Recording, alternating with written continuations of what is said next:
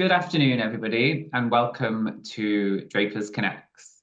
My name is Graham Moran, and I am the Associate Editor here at Drapers. Drapers Connects is our series of webinars such as this, panel sessions, and Q&A discussions that we put together to bring together the industry to discuss some of the key issues affecting brands, retailers, and consumers. So thank you all for joining us. In partnership with Zedify, today we will be discussing the issue of city living shoppers and urban delivery challenges. We'll cover customer expectations and how your deliveries can hopefully over-deliver. We'll discuss ways to tackle the challenges of city shoppers and city livers particularly. And we'll also cover sustainability issues and how the businesses on our panel are tackling them when it comes to deliveries. Thank you to our panel for joining us. Some of us have landed in the country in the last couple of minutes, so thank you for the dedication there. Could you guys please introduce yourselves and tell us a bit about what you do and what you do at your business? Antoine, over to you. Hi everyone, so I'm Antoine, I'm carrier manager here at Selfridges. I think the clue's in the title, but ultimately I manage a relationship with our portfolio of carriers for international and domestic, whether that be carrier performance, commercials, but ultimately staying close to the industry to identify any new ways to improve the customer journey. Excellent, thank you. Ross, over to you. Hello there, I'm Ross. I'm co-founder at Reskinned. We've been going for a couple of years now. What we do is we partner with retail clothing brands and they offer a take-back service to their customers, whereby the customer sends their clothes to us, we will grade it and then find onward destinations. So quite often that is resale for our own website Reskinned or through partnerships with eBay for pre-loved clothing. And yeah, obviously within that, we've started very small and we're getting sort of bigger, 100% growth year on year. So key to our offering is obviously having logistics solutions to receive in the packages and also send them out. Excellent, thank you, Ross. Harry, over to you. Could you introduce yourself, but also tell us a little about Zedify? Absolutely. So hi, I'm Harry Hurd. I'm head of marketing at Zedify. So we are the specialist sustainable urban carrier. We were founded in 2018 with a purpose of making urban e-commerce deliveries fundamentally better. That's right from the buy button to the doorstep. And with that, to drastically change the impact that logistics from online shopping is having on cities and the people living in them. We've now grown up and we have a tech platform, a service suite, and a network of 9 cities that are serving major clients, some of whom are here today, but also the likes of HelloFresh and Zara and Veja, to name a few. To me, it really feels as though a groundswell is beginning to happen around our model for urban deliveries. And it's incredibly exciting to see that beginning to ripple out and affect change at the kind of scale we always set out to achieve. Thank you, Harry. To our audience, if you are watching live, please feel free to send in any questions you might have via the Q&A function, and we'll do our best to answer them throughout. Okay, let's get started. Firstly, I like to begin these webinars by setting a little bit of context around our subject. So in this case, the delivery experience. And I was keen to ask the panel, from the customer's point of view when they are buying fashion items, obviously that's our focus today, how important are deliveries? You know, are they really something they consider when they're deciding where they shop or how they shop? And do you think a good or, you know, as promised, delivery can help build customer loyalty? Antoine, why don't we start with you and your experience at Selfridges? Yeah, no worries. So for me, the last leg of the customer journey is just important as any. I mean, long before e-commerce was even a thing, Selfridges had established stores and we were an established brand. And we built that on the fact that we offer customers a great experience. We always wanted to be seen as more than just a store. We wanted customers to come in and have a great experience. So when you start moving in the digital space, why would we not want that overall customer experience to continue? So that's the ethos that we work to. To your point, do deliveries help build customer loyalty? 100%. I mean, the customer promise on the front end is what we need to uphold and what we need to deliver to. So customers have high expectations. We've got to be really flexible and agile within the space. So ultimately, we need to deliver on the promise that we've made on the front end and deliver on that customer experience. Great. Ross, how important do you think deliveries are? And, do you think a missed delivery or a messed up delivery could even mean losing the customer in the future? I think, yeah, sort of deliveries is so key, especially these days. And for businesses like ourselves, where we're purely online, you've got to provide the whole package. And, from the very first customer experience of coming onto our site and then through to sort of making the order, placing the order, and obviously having it delivered, I think our ethos is to be completely transparent in everything we do. So we've always from day one said we won't do next day delivery. And that was sort of, I think, perhaps an unusual decision because people expect next day delivery, but it's a case of, we're a new business, our systems are getting set up, and we would rather sort of say it's going to be 3 days. And if it happens to be there next day, all the better. But if we sort of just tried to manage expectations and, be honest about what we do, there is a carbon saving to having slower delivery times. I think luckily now, I didn't think we'd be able to, at this point in our business, to have sort of courier bike delivery, but we can, and in urban areas it works really well. So, I think it's just talking to your customers, and I think through feedback we get, that we get complaints that a delivery's not turned up or it hasn't happened. If we're just honest and we don't sort of blame the courier company, we say, look, this has happened, we're working on it from our end, and hopefully it'll be resolved. And that's the sort of just the way we sort of try and do everything. Russ, Harry, I know you have lots to say on this. Do customers care about delivery? Yeah, I think it's interesting with this because obviously we all know what it's like to be on the receiving end, don't we? So we're quite privileged working in the profession that we do, the intersection between retail and logistics. We all know what it's like to be one of the customers that we're trying to serve. And I think, the impact of bad deliveries can have on brand mentions, on repeat purchases, but I think it's even on consumers' decision to go ahead with a purchase and not leave it languishing in the basket. There was a really interesting study that came out last year from Retail Economics, which said that I think 1 in 4 baskets is abandoned at the checkout because somebody gets to that stage and then they don't like what they see. It's either, a delivery charge that they don't like, it's a named carrier where they've had a bad experience in the past, or the delivery speed, it's not what they're looking for, or it's the cost.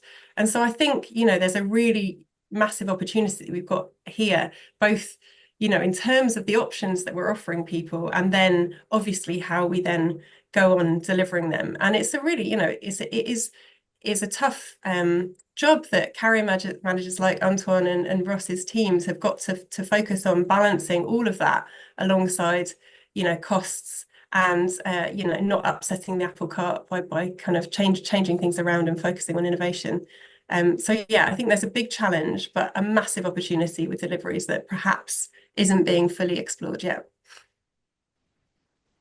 I think when we were preparing for today's webinar, we discussed something that I hadn't really thought about, in the sense that obviously, Antoine, you talked about Selfridges being these stores that have been around for many years, and then this move to online. When you do shop online, the delivery is really kind of the only physical touch point that you have, but it isn't even with the store or the brand that you bought from, it's from the delivery service, let's say. So I do think it is becoming more and more important. And I guess in that sense, it's about making a good impression. How do you think brands and retailers can do that if they're not the ones physically delivering it?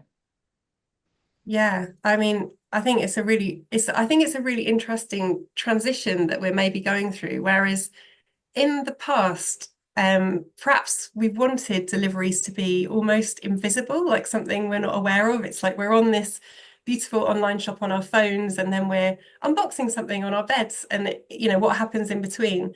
But I think the brands that we're talking to are certainly really excited about trying to start to harness that and make use of that touch point, whether that's branding on a delivery vehicle or messaging at the checkout that really gets across, what they're doing that's different, or the delivery person at the doorstep, what they're wearing and how they're able to come across because of how they're trained.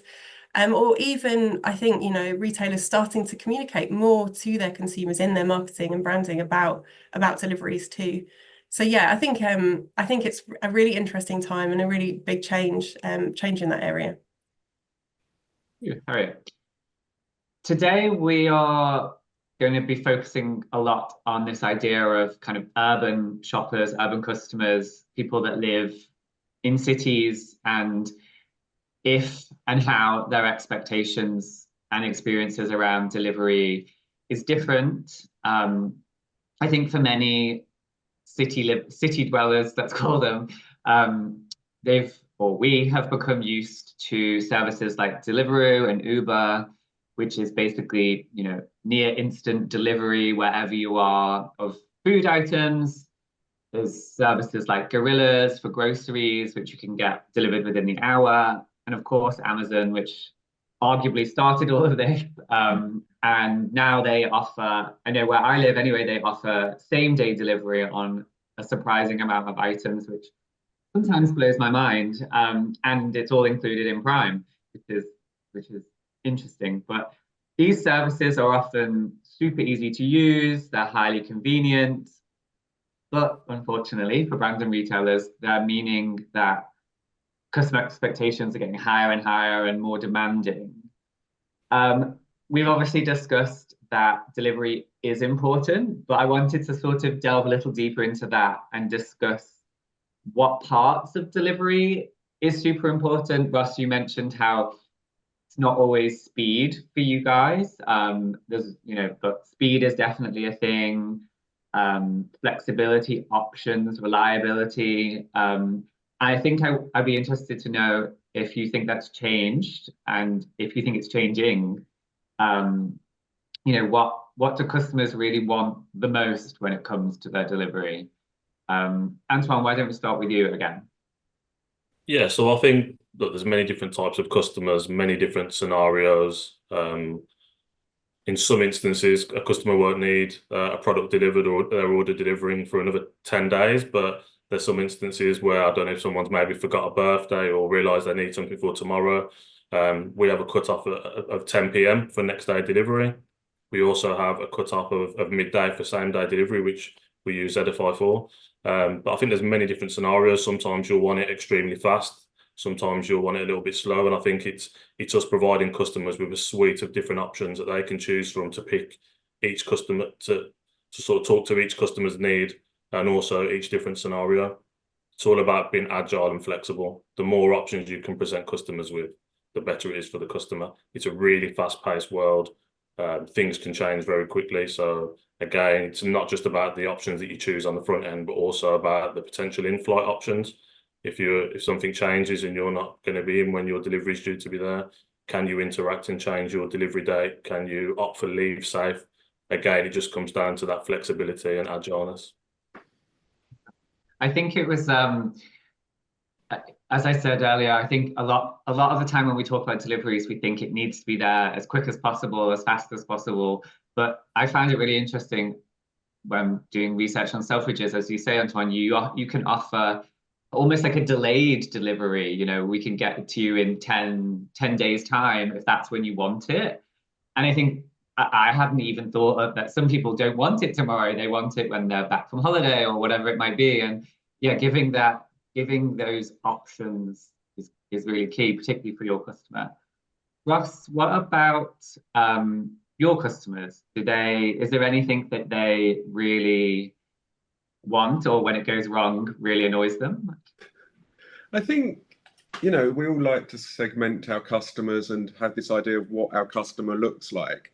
But I think sometimes we run the risk of then sort of trying to be overly specific, and you find that sort of one size fits no one. I think, yeah, some of our customers are very much about slow fashion. They're not in a hurry. They appreciate it doesn't need to be here tomorrow. Then equally on the other side, we've got a lot of people that are picking pre-loved because it offers such a value saving against buying new. So they are extremely sort of conscious about money. So having that sort of idea that, yes, you know, fairies don't suddenly deliver this. There's a cost with having deliveries made. And I'd like to get to the point where you can say, right, I need it within the hour and I can press this, but it's going to come at a price, or I can have it in 3 days, which is standard, or next day, whatever. I think just being able to offer that choice to people, but in so doing, don't give them too much choice, because, you know, you've got to be able to deliver it and back up your promises, is what we sort of said at the start. So it's just trying to get a happy medium, I think, is probably the answer for us at the moment.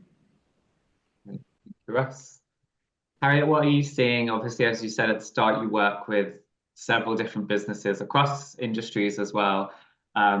What are you seeing that's sort of really important to customers when it comes to delivery? Yeah. I think I'll echo, you know, both the points that have been made there. I think, you know, there are obviously specific, you know, personas perhaps and use cases like occasion wear or gifting where speed really comes into its own. But I think you know, flexibility definitely is part of it. And I think we'll talk a little bit more later maybe about some of those kind of service options that around kind of time slots and flexibility on that I think really adds weight to what retail brands that we're working with can offer in cities. But I think, you know, you asked at the beginning of this question, you know, what is it about urban customers? And I know, you know, that's what kind of one of the things people are interested in learning more about today. And I was swatting up a little bit for this this session. I was reading something earlier, a paper, a study. It's from Sweden, from 2022, but it was trying to look at basically what affects delivery choice and then the delivery experience, so how satisfied that, you know, a customer is with the actual delivery, has on their the likelihood that they will buy again from that brand. And what they found was a really strong link between those two things, the variety of deliveries on offer, so or at least the satisfaction with the delivery options on offer, and then the satisfaction with the delivery, particularly for urban customers on that repeat purchase. So I think it just goes back to that thing in terms of looking for a cause for this. I think there is just, obviously it's easier with density in cities for businesses to be able to offer these, you know, same day services like Selfridges is for their customers, and we're offering that because there's a demand, and it's a cycle that's come, you know, once we have it, we get used to it and we expect that across the range. So I think there's definitely a certain level that is expected from urban customers. I completely agree. And I actually have a very timely example. I bought a fashion item from a very big international retailer just this weekend, and there were no options. There was one delivery option. Well, it wasn't even an option. There was one delivery, and I think it was 4 to 5 days. There was no option to pay a premium to get it quicker or less to get it slower. There was just a flat fee, one thing. And I was quite shocked by that, to be honest. And I think it speaks to the idea that we've all been quite spoiled by having these options. But it did leave, I wasn't as satisfied as I would have been if there were options. So I definitely think everyone's points are true. And that's what is so challenging now, is that I'm sure there's reasons the business did that, but will I shop there again? Who knows? I also wanted to just pull out a little bit. We're talking about urban customers and urban deliveries, and I wanted to ask if anyone has anything to share around why that's challenging. What is it that's difficult about or can be challenging about these kind of city livers who've got these high expectations and they want all these options? What is it that's been a challenge for your business? Ross, have there been any that stood out for you?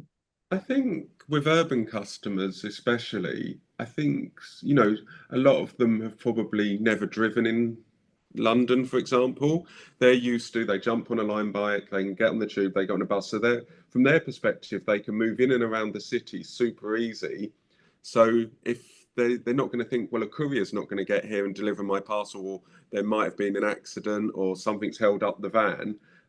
So the idea was with Zedify, you know, they can move about so easy and quickly that it is just hopefully going to be a better customer experience, because they will be able to match what their expectation is.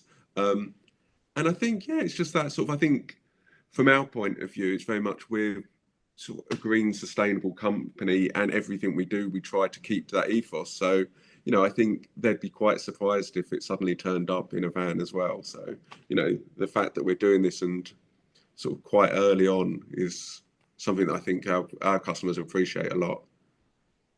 Yeah. Antoine, what would you say are sort of your big headaches when it comes to city deliveries? I think when we talk about customer expectation, in theory, we, as the retailer, set that expectation. Customer will go online, they'll add something to the basket, they want it tomorrow and it's before the cutoff. So we promise the customer that it's going to be there on time. And then I guess the conundrum of how we work out the logistics of all that comes back to the retailer and the carrier. So that's why we work with specialists such as Zedify within urban areas that have the cargo bikes and can sort of navigate around those areas and make sure that we're delivering in line with customer promise. Harriet, why don't you tell us, now sounds like a good time, why don't you tell us a bit more about Zedify and this idea of using bikes to kind of tackle all the challenges that we've just spoken about? I think I have another personal example that no one asked for, but I recently moved house and I live in a car-free development, so a car can't even get close to my house. So deliveries have been challenging. So why don't you tell us a bit about what you guys can do? Yeah, sure. So, you know, cities, I guess, are becoming increasingly congested. There's all sorts of statistics out there. And I guess at the same time as this congestion and perhaps, you know, definitely contributing to it is the rise of ecommerce and with that vans in our cities. So in order to be able to kind of live up to what, Antoine, you're calling the customer promise that you're making with these increasing pressures, we need to both operate a model which can navigate past that. And bikes, quite simply, they can use cycle infrastructure, they can access streets that vans can't, because they can go on cycle only and pedestrianised areas. They can park very closely to delivery addresses. So this all adds to, you know, the speed with which a bike can travel around a city. And there's some really interesting stuff. We did a really fun kind of competition with a partnership we have with Every in Bristol, where we basically pitted an EV against cargo bikes to do the same volume in the same area, and the cargo bike was able to deliver 13% more volume in the same time, which is those kind of incremental gains that really kind of get you where you need to be on price and speed and everything that you need to be able to deliver in a city. But I think the other thing that is interesting that we talk about quite a lot is, you know, in order for e-commerce to grow at the level that we're, you know, all of the retail clients that we work with, you know, business models are set on in terms of their growth targets, we need to have an infrastructure that allows space for that growth. And if we keep trying to push vans into cities, we're not going to be able to do that. We need to give more space. And this is not about, you know, never using vans. We use electric vans too, but over 90% of our fleet are cargo bikes for all of those reasons. Yes, they work really well. Vans work really well if you're traveling down a motorway from a big distribution centre, but when they get to that city edge, they're just going to get snarled up in traffic. So yes, that's how bikes work, and that's how they kind of unlock this potential for retailers. And it's, you know, it's really, really fantastic to see them starting to become normalized, I think, and part of the mainstream for how retailers are tackling these tricky things, trying to uphold those delivery experiences at the same time as, you know, having increasing pressures on traffic in cities. Thank you, Harriet. Antoine, I wanted to come to you next to see if you could share with our audience your experience with using courier bikes, and particularly around how that's enabled you to kind of power your same-day delivery service. Could you tell us a bit about that and kind of the decision to go down this route? Yeah, not a problem. So our same day offering is for postcodes within the M25 area. As you can probably tell by my accent, the DC isn't in London, it's in Birmingham. So straight away that comes up with a little bit of a problem. Not necessarily a problem, but something we need to work around. So ultimately the window of the customer placing the order's getting collected from our DC in Birmingham, being trunked down to London and then delivered sort of within that same day has immediately got challenges. So it's massively important for the carriers to be able to maneuver in and around city areas and sort of deliver on that customer promise within such a short time frame. And how do, obviously, as Harry mentioned, there's particularly in London, there's traffic issues and parking issues. Have you found that you literally, putting the parcel on the back of a bike has made that possible? Do you think you could do it without the speed and the agility that comes with bike? Look, I think the performance speaks for itself, and that's part of the due diligence we do. Look, there's a massive amount of carriers out there, so if we are onboarding new carriers within our multi-carrier strategy, there's a lot of work that goes behind that. It's not as easy as just sort of implementing anyone. We have to jump through many hoops and make sure that we're making the right choice, because ultimately the carrier will be the one that's customer facing, so that journey needs to be right. So look, ultimately the performance and the level of service. We also monitor our NPS feedback. Customers have the option to leave feedback once they've had a successful delivery, and again we use that to make decisions and sort of monitor the performance and level of a carrier. So again, if cargo bikes weren't doing what they should be doing and supporting carriers to be able to deliver in inner city areas, in urban areas, then the performance wouldn't be where it is.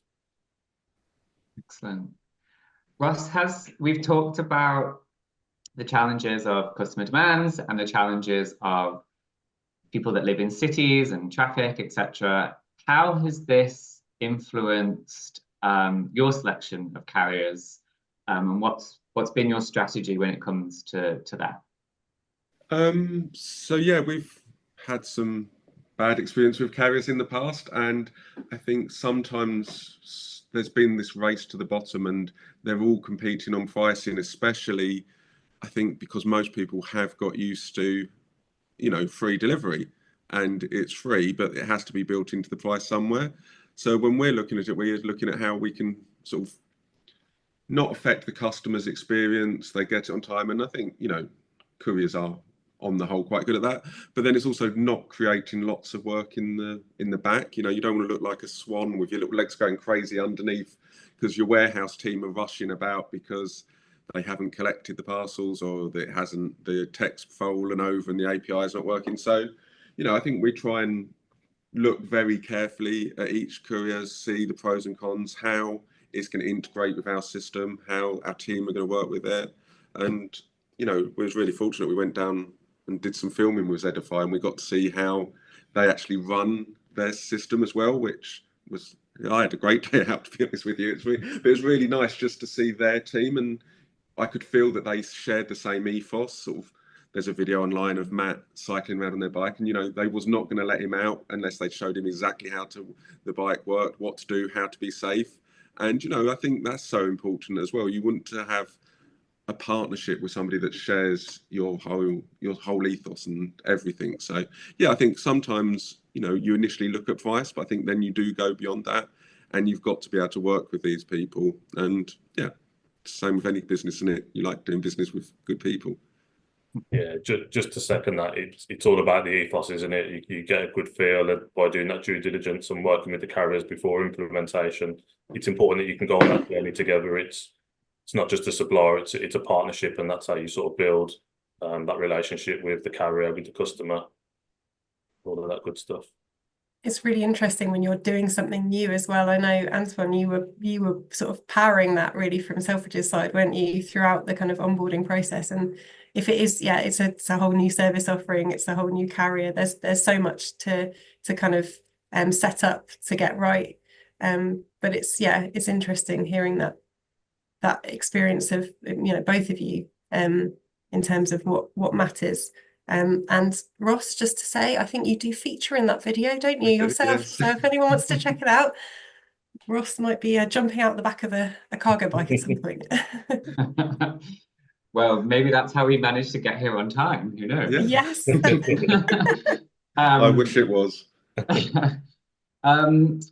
Obviously, by saying, you know, as we've discussed, the businesses on this call use Zedify for city bike deliveries, but you obviously also use other carriers for other types of delivery and other areas of the country, etc., which in itself means, well, that's my question, is this idea of managing different couriers for different areas, for different types of customers, as Antoine says, offering all these different options, does that, well, to me, that sounds like a bit of a challenge rather than just going with one who does everything. There's obviously pros and cons. Ross, how have you found that as a, you know, a growing business, that balance of working with different people and, like you say, not wanting to be too much of that swan, wanting things to kind of work smoothly? Is it giving yourself a headache by working with different people for different things, or do you actually find it helps in the long run? It doesn't give me a headache, but you might find that the team say otherwise. No, I think it's a case of just looking at that balance. So, for example, anything that's going out in London, we've built it so our software highlights that and it tells the team, you know, it's a different label, it goes in a different box, and then that gets picked up and goes straight to Zedify. So, you know, you have to try and streamline the system and make it efficient, but also accept that, yeah, not, you know, one thing isn't going to work for everyone. So in the future, yes, I can see that there's going to be certain postcodes going to go to a certain courier and certain ones to another one. It's just getting that integration in the warehouse as much as anything. From a customer's point of view, I think it'd be lovely if they could sort of click onto all these different options, and, you know, it is down to, you know, they might love Royal Mail in one area, they might love somebody else in another. It's just getting that, you know, balance right. Definitely. Antoine, obviously, Selfridges is a slightly different beast to Reskinned. How do you, or what advice do you have when it comes to operating with all the great options that you can deliver and sort of managing everything? What advice do you have on that? Yeah, I think to the point you made to Ross, I think when you think about it, adding different carriers in probably sounds like a bit of a headache. And I guess it has got potential to be that. You could make a couple of mistakes and onboard the wrong carrier that ends up being a bit of a nightmare. But I think as long as you're really careful with that initial process and ensure that you're embedding the right carriers, I think it has the opposite effect, to be perfectly honest. If you have specialists operating in certain areas, that one size fits all, I don't necessarily agree that's the right approach. You can have returns coming back as return to sender because a particular carrier is not strong in a particular area, and that will drive contacts through the call center. It will drive detractors via MPS. So I don't necessarily think the array of carriers is a negative as long as you get that choice right. So you kind of answered, but I was gonna say you'd rather have an array of specialists than just one person. That might make your life easier initially, but in the long run, it doesn't. Yeah, I guess certainly that's a way to look at it. Look, we do have a primary domestic carrier that takes most of our next day parcels, premium carrier, great service, lots of different in-flight options. But then also in the same day space, particularly like someone like Zedify, they're specialists in and around that urban area. So 100% you want to be tapping into their expertise, and they probably understand the geographics of all that better than us, and they can kind of give, even though look we're the retailer, they can give us advice on things that we could potentially do better. So yeah, I don't think as long as you're very careful, as long as you do your homework beforehand, and as long as you've got a sort of ethos that you can both work towards, then I think, yeah, there's nothing wrong with having a multi-carrier strategy. I guess as well, some of your customers will be spending a lot of money at Selfridges, whether that's online or in store, and they kind of want, delivering on your promise is super important. It's important for all customers, but I guess it's even more important for those kind of customers. Yeah, for sure. And I know I keep saying the same thing, but ultimately, all comes back to that promise. All comes back to options. We commit to doing something on the front end. We need to fulfill that. And if we need to tweak and potentially use different carriers for different services, then so be it. It's all about that customer promise. Harriet, what are your thoughts on this, and what advice do you have for maybe some brands or retailers that are listening and thinking about going down that kind of specialist route? Yeah, I think we're in probably a slightly different environment than we were like 5 years ago, where there's been, some big seismic things that have affected supply chain. And so retailers, have, I guess, been pushed to think about spreading the load more evenly, to be able to smooth out, pressures and to be able to carry on delivering on performance there. And I guess that has, with that, there are challenges around, securing good prices at certain volumes, but there are also huge opportunities. And I know, Antoine, I think when we were speaking earlier, I was kind of asking you about how do you measure success? Like how will you say, okay, yes, this same day service is worthwhile, is something that we should be looking at. And I was really interested to hear that you're seeing a sort of typically higher average order value for that service. So I guess there are certain commercial, performance factors that can really kind of show that these additional services, working with these specialists, kind of are worth it from a commercial sense, as well as in terms of improving general satisfaction through having multiple delivery options. That's the ideal, isn't it? It kind of ticks all the boxes, whether it's from the customer end or from the commercial end and everything in between. Which nicely moves us on to my next point around, I wanted to discuss around environmental concerns and sustainability issues.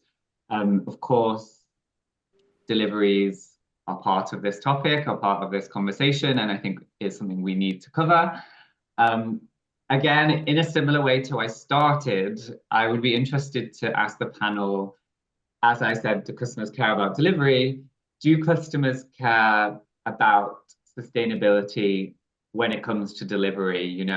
Do they want it next day delivery regardless, or are we seeing a shift in the way some customers are behaving? Harriet, why don't you start us off? Yeah, this is something we're really interested in, and I think it's so interesting because people will say all sorts of things in surveys, and I think we know throughout kind of all elements of kind of buying behavior, really, not just around deliveries but products as well. People kind of say that they want things to be sustainable, that they will kind of choose them over other factors, but in reality, things like price, convenience, quality, those kind of things win out. But I think what we are seeing is a massive increase on how important sustainability is to consumers. They just don't want to compromise on any of those things. So although that's a huge challenge for all of us working kind of across, retail businesses, across retail logistics, it's a really big opportunity as well, because I think the brands that are going to win out are the people that aren't disregarding that, because they see, well, people aren't choosing this. They're still concerned with pricing and convenience and quality more. I think where brands are really winning out is where they're offering that too. And I think with deliveries, again, it's about that kind of that touch point that particularly I think when it's a sustainable brand like Reskinned, or I know with Selfridges, where you guys have this whole amazing business strategy around reimagining retail, and that's bringing all sorts of new kind of models for buying, from repair and hire and pre-loved and all of that kind of stuff. I think there's an expectation, or don't let me down on that delivery, don't let me down on that bit that's kind of having an impact on, you know, the overall purchase. Yeah, so I think there's a huge opportunity there for competitive advantage for the people that are, yeah, getting on top of it now.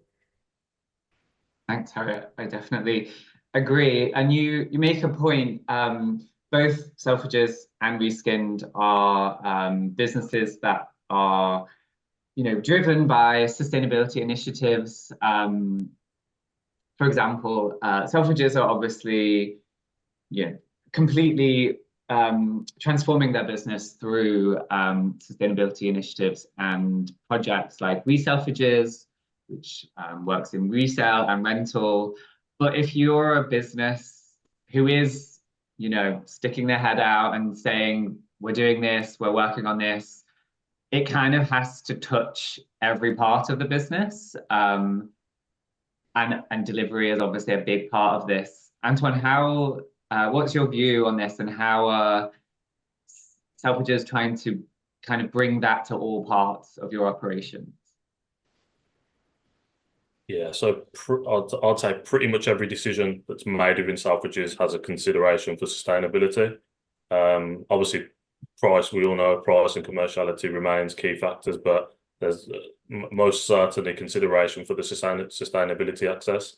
Being a carrier manager, obviously that's one of the biggest ones to be mindful of, because of all the deliveries and the amount of parcels that we ship out. So certainly I need to be accountable and conscious of what I do within that space. But look, we look at the sustainable aspect of every single part of the journey. So the stock coming into the DC, is it coming in the most sustainable way? The materials, the products, how is it coming into the DC? Then we look at efficiencies through the warehouse. Are we picking and packing the most efficiently?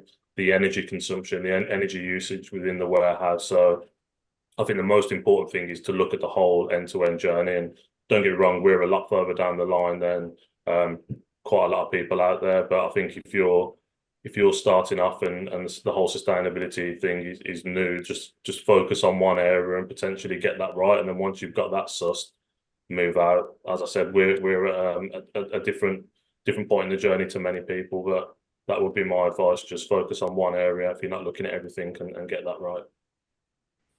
Great advice.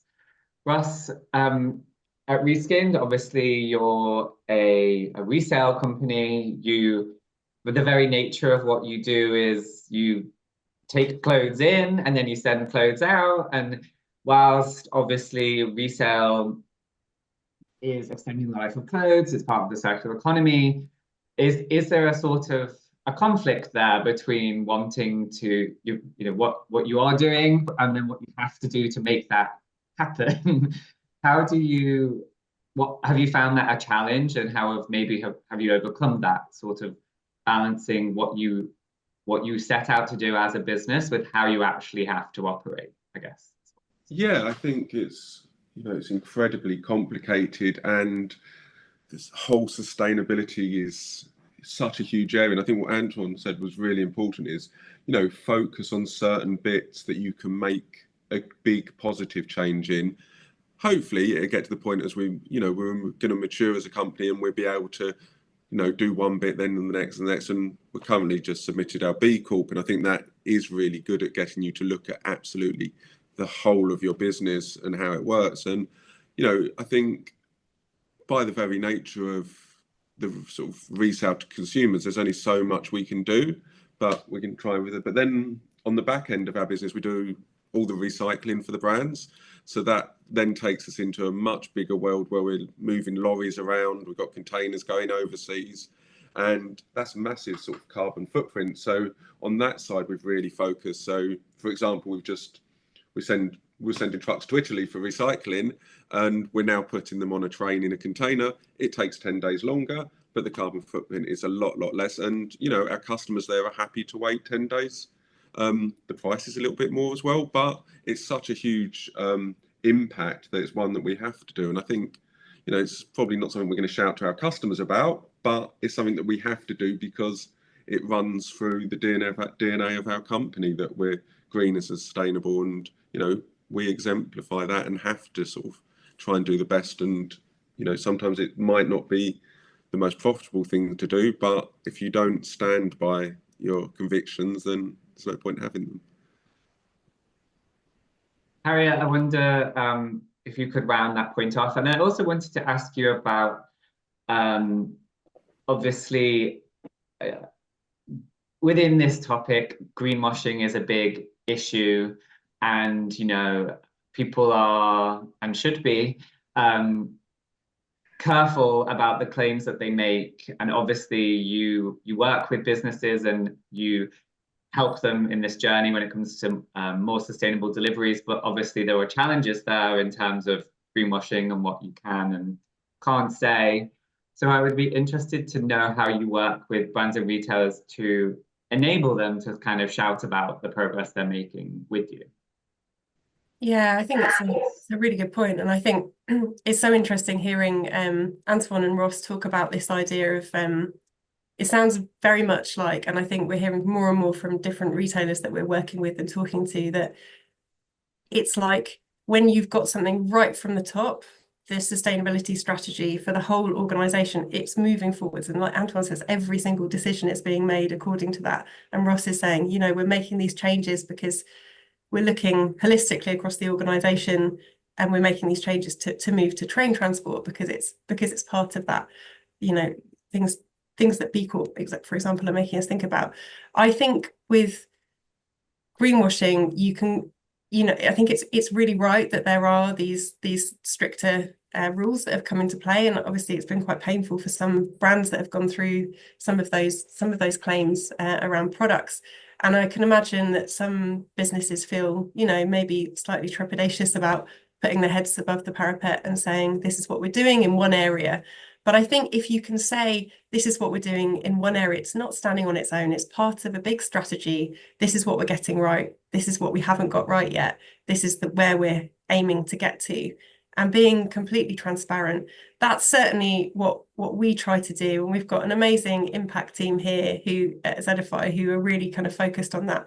So we do lots of work, and lots of resources are put into trying to calculate, our emissions per parcel, and trying to make that as streamlined with best practice across the industry. So a retailer could go, okay, this is what this carrier is telling me, this is what Zedify are telling me, how does that compare? And know that they're kind of comparing like for like. And yeah, I think that's it, just being super transparent. Our impact report's got all of our workings, so you can go and see all of the maths for how that's been created. And I think that is really important to us and to our customers, for making sure that they can feel really confident that they're standing up and saying, well, these are the gains that we're getting by making this step.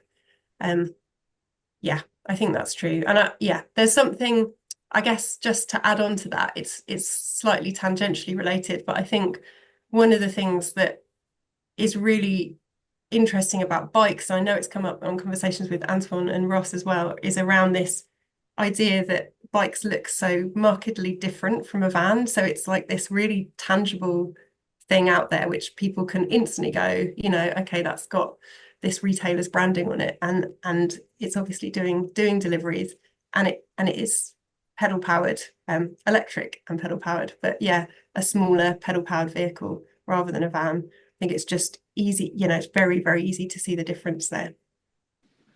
Definitely. I think that comes back to what we said at the beginning about making a good impression, and kind of delivery being a physical touch point in the digital world. And obviously, having a bike turn up is a novelty still, which is good, but hopefully it will become less novel. Exactly. Yeah. We are running close to time, so I wanted to ask before we go to some audience questions. Antoine, we've already mentioned this, but Selfridges is obviously an established business with established ways of working. And as we've discussed, you pushed for finding a carrier that could deliver same day, which is obviously you know, a risk, or, you know, to get that signed off, to get buy-in from people is quite tricky. Do you have any advice for other established businesses who want to try something new or take a risk, or, you know, just expand their options, as you said? How did you get the powers to be to kind of agree with you, essentially? I think it's showcasing that you understand your customer base, and that identify a demand for a particular service.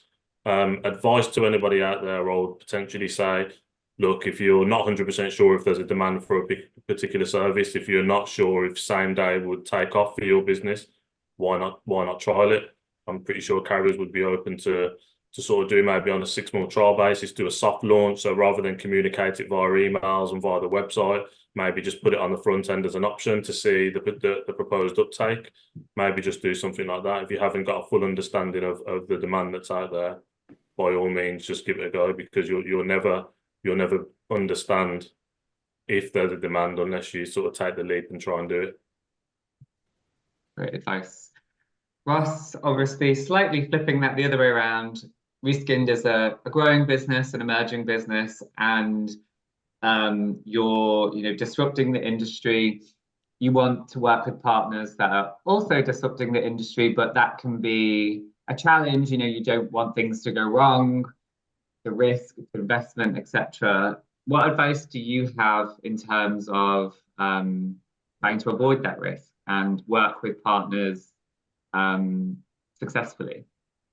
I think it's something we sort of said earlier about, you sometimes do just have to take that leap of faith and go on your gut reaction because something feels right. And luckily, the brands that we work with, they took that leap of faith with us at the very beginning. And if they hadn't done, we wouldn't be here. And that's continuing to happen. And that's why we're growing so much. But, you know, equally, I think someone like Zedify, you know, they must have had exactly the same experience when they started. People said, oh, cargo bikes, you've got to be crazy, it's not going to work. But somebody backed them. And I think talking to other people that have had like experiences, seeing what they've done, doing your due diligence, going down there, getting a look and a feel, because, you know, we mentioned greenwashing. Some people come in and they sort of say all the right things, but then you get behind it. It's like, no, this just doesn't feel right.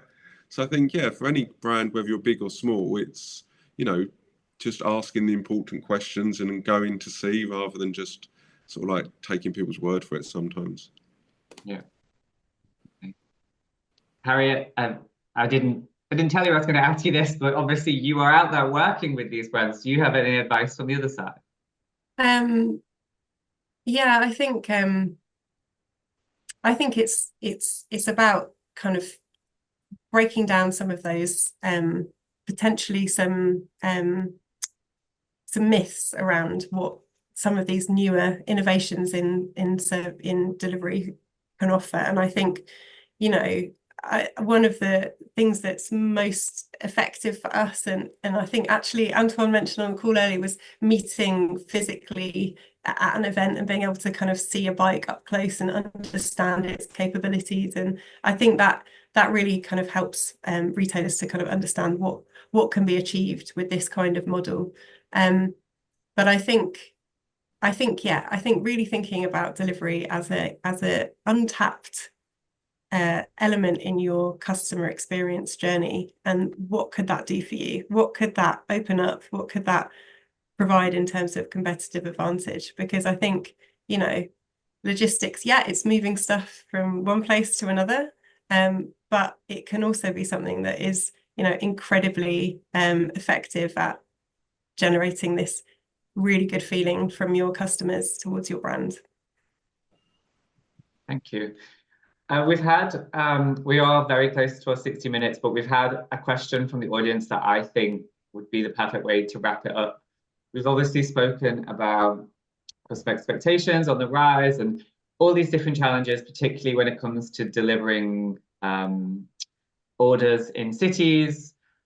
Where do we see this going? What does the future hold in this space? Is it gonna, much like we've recently had a debate around free returns, you know, is this going to have an impact on deliveries? What do we see coming up in the future? Antoine, let's start with you. Final question. I don't foresee any let up in terms of expectations. I think the same day industry will grow as customers get more used to it. So I don't expect that to be the new next day, but I definitely expect same day to grow. I think there'll be more options. I don't know what those options look like at the moment because I feel like we've got pretty much everything, but I'm pretty sure there will be more options for customers to choose from. So yeah, I'll just think more of the same, but definitely growth in some key areas. Have you ever looked at drone deliveries? Haven't heard one or two things about them, robot deliveries and stuff like that as well, but not something we've looked at in a great amount of detail. But I guess in the future that certainly be something that's out there and available. Thank you. Russ, what about you? What are you seeing? You've mentioned drones, and that's just made my head go like this. Drones and robots, yes, that's the future. Do you know what? I think it sometimes does feel like we've got everything we need. The world's so convenient. How could it get even more convenient? But you know, it will happen. Same day is going to be expected soon. Next day is going to be seen very much the norm. I wish I could predict the future, but I'm just. Yeah, my head's gone with drones, so I'm going to leave it at that. Sorry about that. I thought, throw that in with 2 minutes to go. I guess for me, maybe deliveries and drones are what the future used to look like for deliveries. And I think we probably always imagine that there'd be more of them about kind of now when we're looking back kind of 10 years ago. And actually, there's loads of cargo bikes instead. Who'd have thought it? But I think, the Vinted effect is obviously having a huge impact on the way that retailers are planning their kind of business models for the future. And I think that's only going to see more, agility required, flexibility required as we all kind of come together, collaborate between carriers and retailers in this retail logistics space to produce these services that give people, that delight them, but also really, really help them to kind of get value out of products and materials. Very exciting times. Well, we are exactly out of time. There's our 60 minutes, so I will wrap up there. Thank you, Antoine, Russ, and Harriet for your insight and sharing your experiences. Thank you to our partner, Zedify, and thank you all for watching. We'll see you on the next one. Bye-bye.